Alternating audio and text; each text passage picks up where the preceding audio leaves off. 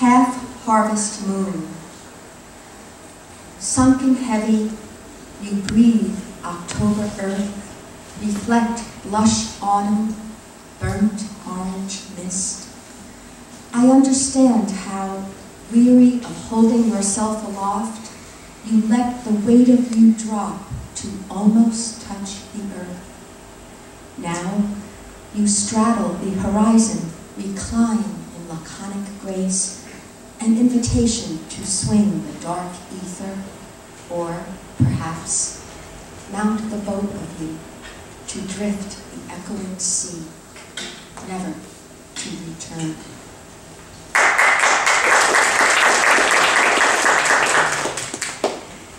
And now, Psalm to a violin. Arm of my arm, body of my body, you wear your cracked skin, cradle, crook of elbow.